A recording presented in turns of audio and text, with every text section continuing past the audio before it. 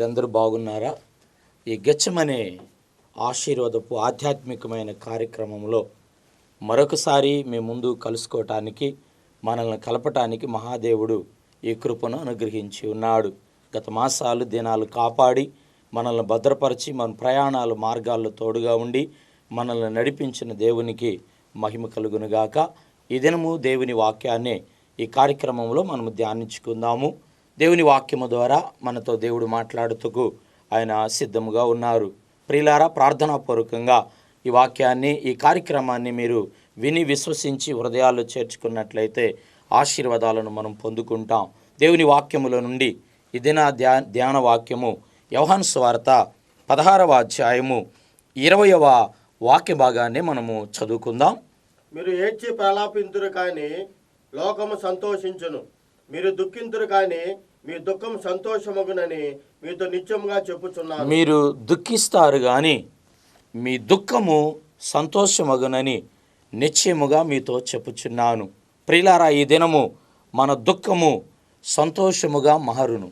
ఈ దిన ధ్యాన వాక్యము, ఈ దిన అంశము ఏమై ఉన్నదంటే మన దుఃఖము సంతోషముగా మారును. యోహాను సువార్త 16వ అధ్యాయం 20వ వచనములో తన శిష్యులతో ప్రాంతాన్ని ఉద్దేశించి ఆయన మాట్లాడుతున్నాడు.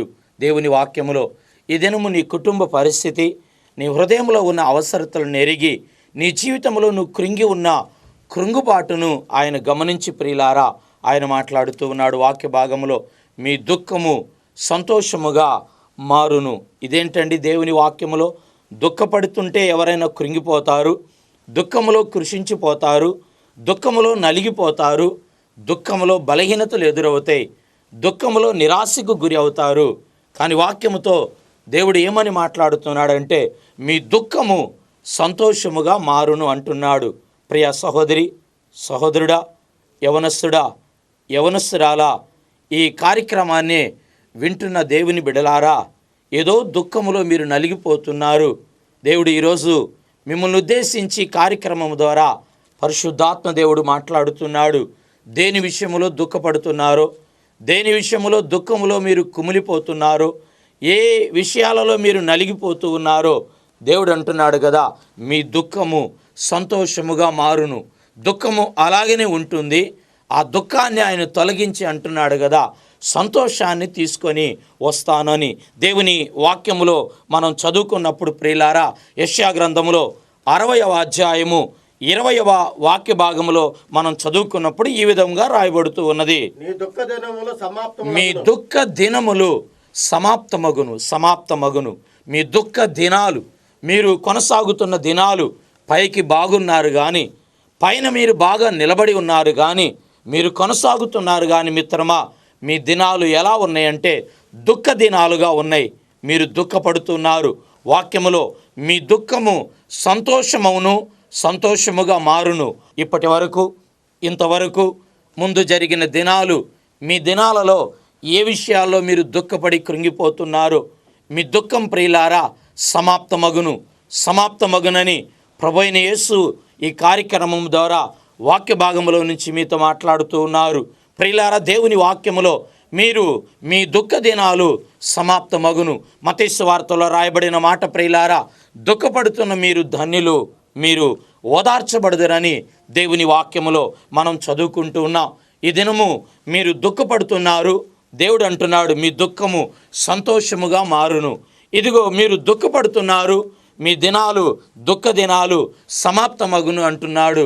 మీరు దుఃఖపడుతున్నారు, మీ దుఃఖము ఓదార్చబడుతున్నది అంటున్నాడు.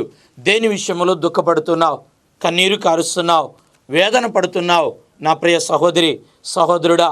ఇదిగో నిబిడల కార్యాల విషయాలలో, నిబిడలు ఉద్యోగాలు చదువుల విషయాలలో, నిబిడల యొక్క వివాహ కార్యక్రమాలలో, ఇదిగో నీ స్థలము, నీ పొలము, కోర్టు కేసుల విషయాలలో, భార్య భర్తలు ప్రియులారా సమాధానం లేని పరిస్థితిలో, ఎంత సంపాదించినా నిలబడలేని స్థితిలో, ఇంటి బయట ఇంటిలో అప్పుల వారు వచ్చి నేను హింసించే విధానములో నువ్వు దుఃఖపడుతున్నావా, వేదన పడుతున్నావా? ఈ విషయము ఈ దినము వాక్యములో నుంచి ఎలాంటి పరిస్థితిలో, ఎలాంటి స్థితిలో మీరు దుఃఖపడుతూ ఉన్నా దేవుని వాక్యములో ఆయన మాట్లాడుతున్నాడు. ఇదిగో మీ దుఃఖము సంతోషముగా మారును. దేవునికి స్తోత్రం, హల్లెలూయా. దుఃఖపడుతున్న నీవు ఓదార్చబడబోతున్నావు.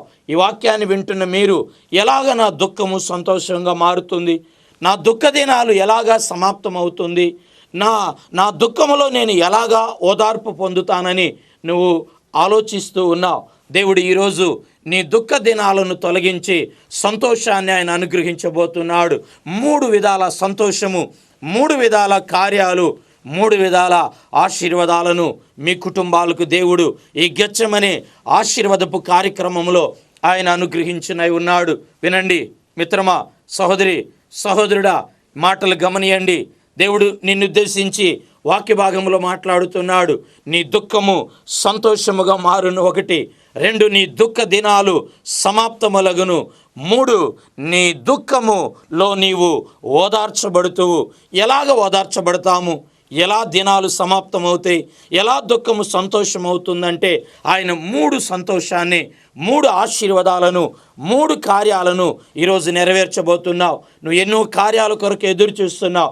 ఈ దినము ఈ కార్యక్రమం ద్వారా 3 సంతోషకరమైన కార్యాలు నీ ఇంటిలో, నీ కుటుంబంలో జరగబోతుంది.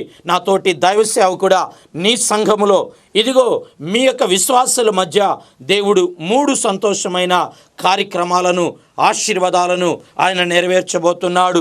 మొదటిగా మనం దేవుని వాక్యములు ధ్యానించినప్పుడు నీకు కలిగే సంతోషకరమైన ఆశీర్వాదకరమైన కార్యము ఏమనగా ద్వితోపదేశకాండము 12వ అధ్యాయములో 18వ వాక్య భాగాన్ని మనము చదువుకున్నప్పుడు, నీ ఇంట నుండి లేవీలు కలుసుకొని నీ దేవుడైన యెహోవా సన్నిధిని నీవు చేయు ప్రయత్నములన్నిటిలో నీ దేవుడైన యెహోవా సన్నిధిలో సంతోషించెదవు. దేవునికి మహిమ కలుగును గాక. ఇదిగో నీ ఇంట దేవుడు అంటున్నాడు కదా, ఇదిగో సంతోషకరమైన కార్యాన్ని దేవుడు నెరవేరుస్తాడని ఇశ్రాయేలీయులతో ద్వితోపదేశకాండము 12వ అధ్యాయము 18వ వాక్య భాగములో మాట్లాడుతున్నాడు కదా. ఇదిగో నీ ఇంట నీవు చేయు ప్రయత్నములన్నిటిలో సంతోషముగా మీరు కలుసుకుంటారు. మిత్రమా, ప్రియులారా, సహోదరి, సహోదరుడా, ఈ దినము దుఃఖ దినాలలో ఉన్న నీవు, దుఃఖపడుతున్న నీవు, వేదన పడుతున్న నీవు, కన్నీరు కారుస్తున్న నీవు, నీ కార్యాల మధ్య దేవుడు ఈరోజు నీ ఇంట దేవుని వాక్యములో నీవు చేసే ప్రయత్నాలలో సంతోషముగా ఉంటావు. అనగా అర్థం ఏమనగా, నీ ఇంట కార్యక్రమాల్లో నువ్వు ప్రయత్నం చేసావు కానీ అది సఫలపరచబడలేదు, అది విఫలమైంది ప్రియులారా, అది కూలిపోయింది. నీ ఇంట ఎన్నో ప్రయత్నాలు చేశావు, చదువు, ఉద్యోగము, వ్యాపారం ప్రియులారా, పెట్టుబడి, లేక ఎన్నో ఆధ్యాత్మికమైన కార్యక్రమాలు, మనుషులను ఉద్దేశించి ఆలోచన కలిగి వారి మీద ఆనుకొని ఎన్నో కార్యక్రమాల్లో నువ్వు కొనసాగావు కానీ అవి సఫలపరచబడలేదు. ఈరోజు దేవుడు నీ ఇంట ఇచ్చే సంతోషకరమైన కార్యం ఏమిటనగా, నీ ఇంట నీవు చేయబోతున్న ప్రయత్నాలన్నిటిలో కూడా ఆయన నీకు సంతోషాన్ని అనుగ్రహిస్తాడు.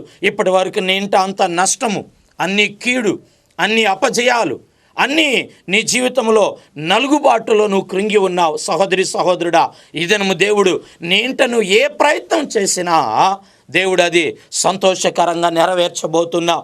నీ ఇంట ఎన్నో ప్రయత్నాలు చేసి నలిగిపోయి ఉన్నావు, కుమిలి ఉన్నావు, నిరాశగా ఉన్నావు.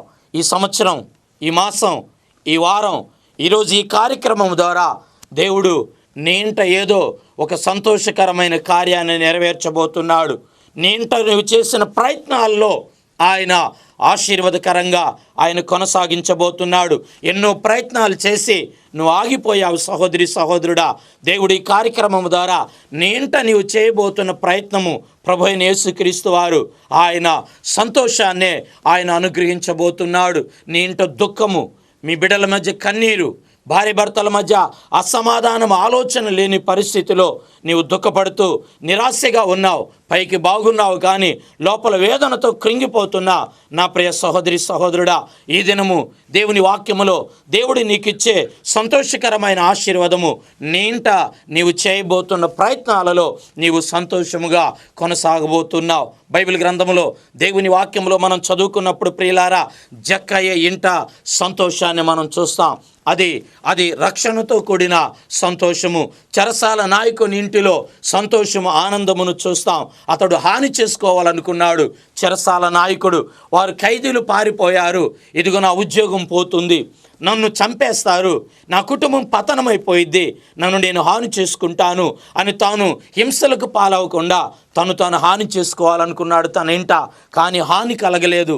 ఎందుకనగా యేసునందు విశ్వాసం ఉంచాడు, యేసును హృదయంలో చేర్చుకున్నాడు. నువ్వు యేసునందు విశ్వాసం ఉంచి హృదయంలో చేర్చుకున్నట్లయితే చెరసాల నాయకుడు హాని చేసుకోవాలనుకున్నాడు, కానీ తన ఇంట ఆనందం కలిగింది.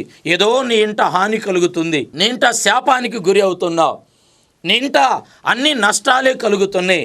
ఈరోజు దేవుడు ఆనందముతో ఆశీర్వాదాలతో నీ ప్రయత్నాలన్నిటినీ కూడా ఆయన సఫలపరచబోతున్నాడు.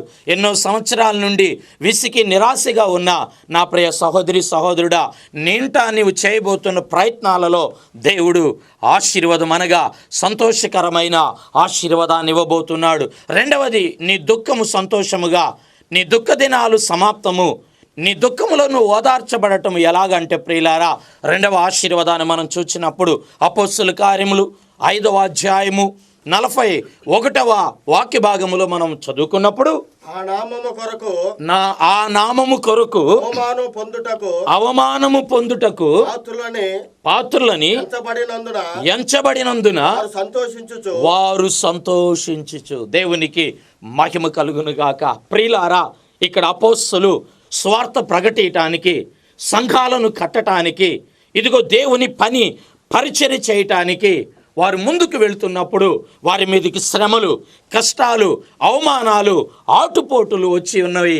అప్పుడు వారు ఆ శ్రమలో కృంగిపోలేదు, ఆ శ్రమలో వారు నలిగిపోలేదు. ఆ సమస్యలలో దేవుని పనిని, దేవుని పరిచర్యను వారు విడిచిపెట్టలేదు. ఈరోజు ఇదిగో నీవు శ్రమలలో వెనకబడుతున్నావా, శ్రమలలో కృంగిపోతున్నావా? దేవుని వాక్యంలో కీర్తనల గ్రంథంలో రాయబడింది, శ్రమ కలగక మునుపు నేను త్రోవ విడిచాను, ఇప్పుడు నీ వాక్యాన్ని, నీ ఆజ్ఞలను అనుసరించి నేను నడుచుకుంటున్నానని. ప్రియులారా, శ్రమలో దేవుడు ఏం అనుగ్రహిస్తాడంటే మనకు సంతోషాన్ని అనుగ్రహిస్తాడు.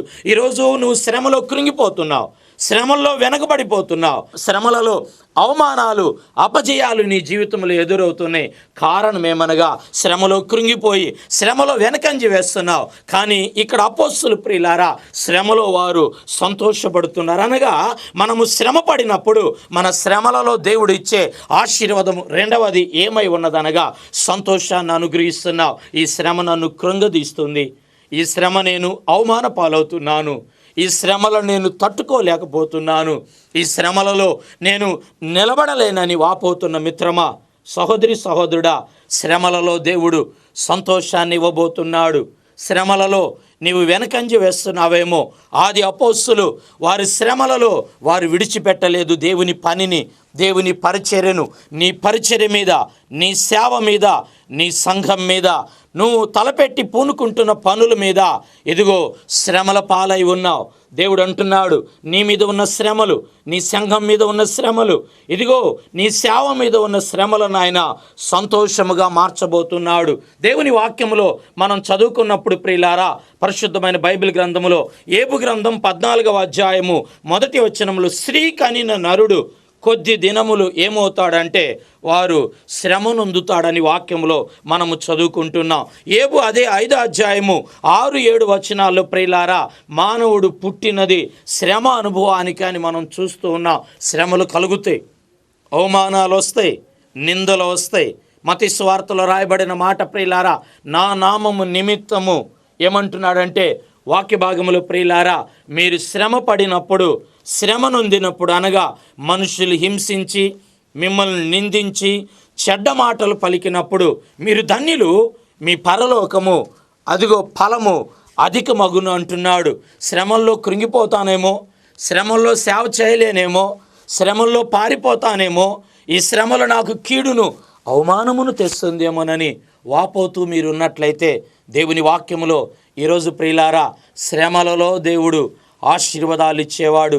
దేవుని వాక్యములో ప్రియులారా, శ్రమలో దేవుడు సంతోషాన్ని ఆది అపోస్తలులకు ఇచ్చినట్లుగా నువ్వు పడుతున్న శ్రమ దేవుడు ఏదో సంతోషాన్ని, సంతోషకరమైన కార్యాన్ని, ఆనందింపబడిన కార్యాన్ని ఆయన నెరవేర్చబోతున్నాడు.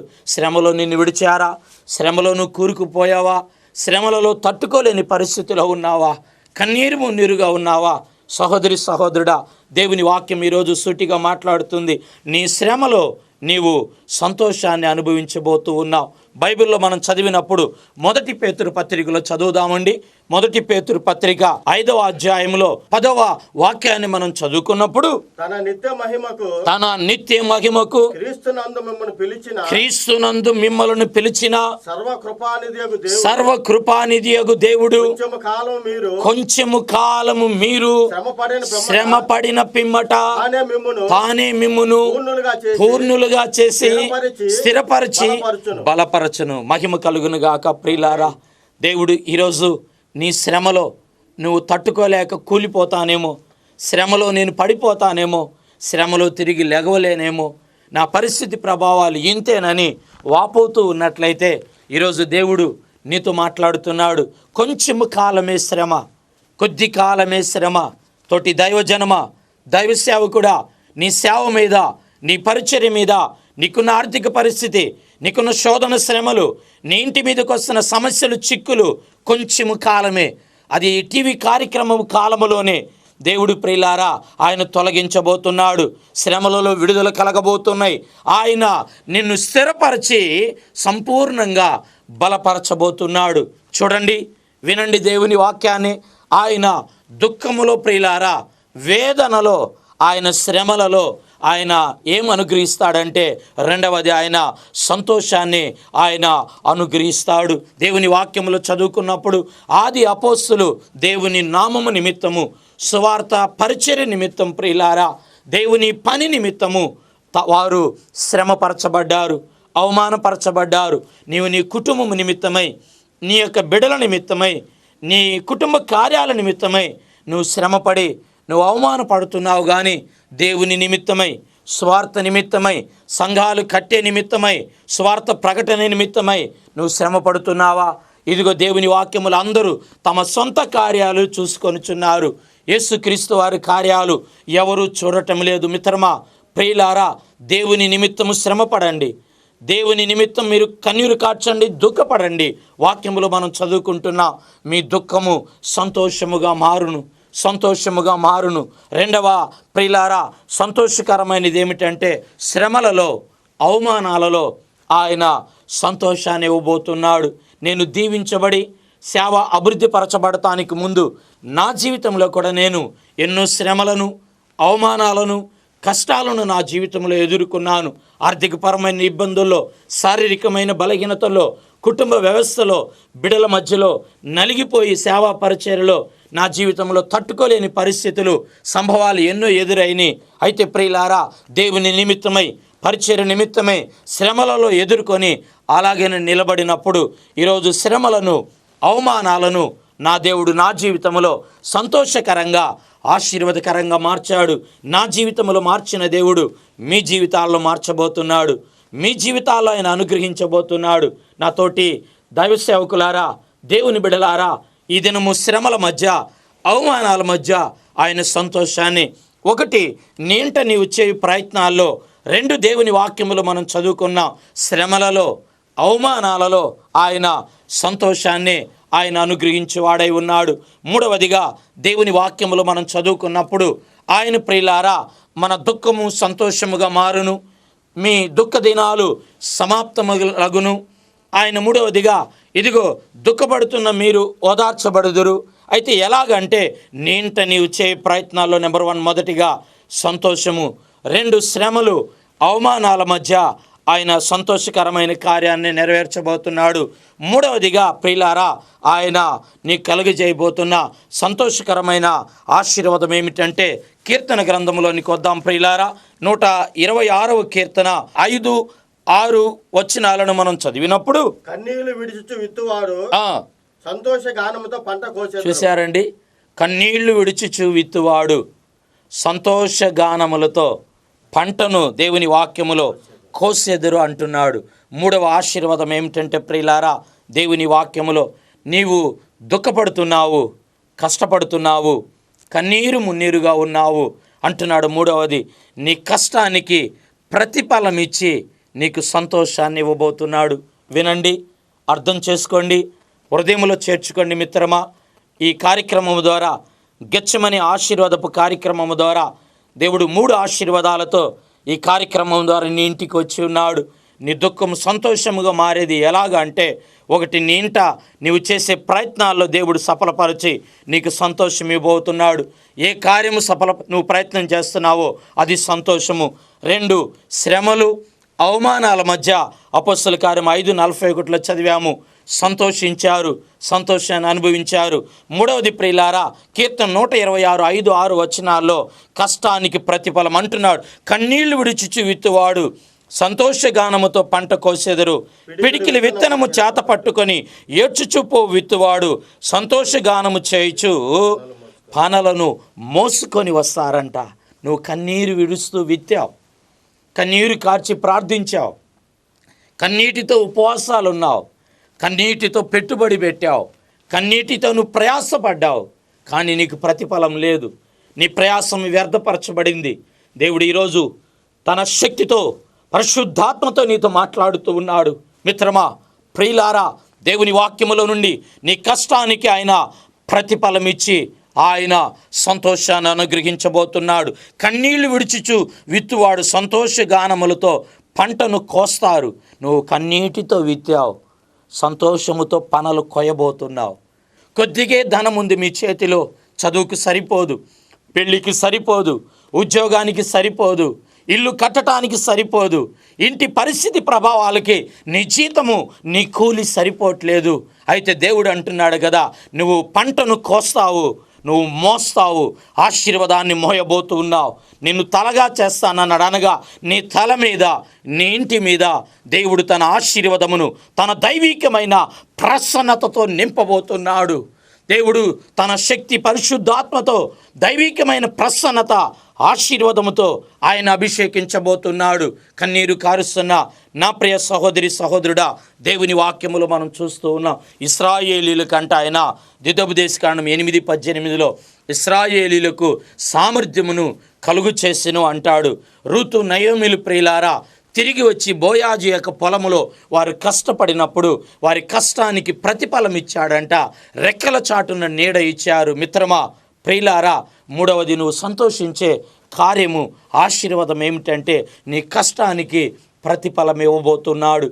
నీ కష్టానికి నీవు ప్రతిఫలం పొంది నువ్వు సంతోషంగా ఉండబోతున్నావు. మూలవాక్యం యోహాను సువార్త 16:20 మనం చదివాం, మీ దుఃఖము సంతోషమగును. ఏంటి మీ దుఃఖము సంతోషం అంటే, నేంట నీవు చే ప్రయత్నాలు సఫలము చేసి సంతోషాన్ని ఇవ్వబోతున్నాడు. 2 శ్రమలు అవమానాలలో తొలగించి ఆయన సంతోషాన్ని ఇవ్వబోతున్నాడు.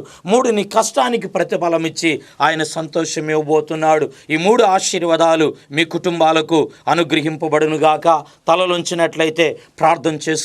ప్రేమ కలిగిన మా తండ్రి, కృప కలిగిన మా రక్షక, ఈ 3 ఆశీర్వాదపు కార్యాలను నీ బిడ్డల జీవితాల్లో సంతోషంగా మీరు అనుగ్రహి ప్రభువా. వారి దుఃఖము నిట్టూర్పులు తొలగి వారి వేదన దినాలను లయపరచి ప్రభువా, రాబో దినాలు తండ్రి ఆశీర్వాదకరంగా, మహిమకరంగా ఈ 3 కార్యాలను వారి జీవితాల్లో నెరవేర్చి మీ నామానికి మహిమ తెచ్చుకొనమని టీవీ ముందు వాక్యం విని బిడ్డలు వెళ్తున్నారు ప్రభువా. ఈ 3 ఆశీర్వాదాలు పొందుకోవటానికి నీ కృపను అనుగ్రహించి సహాయం చేయమని యేసు నామమున ప్రార్థిస్తున్నాము తండ్రి. ఆమెన్. మన రక్షకుడైన క్రీస్తు కృప తోడే ఆశీర్వదించి బలపరచి నడిపించునుగాక. ఆమెన్.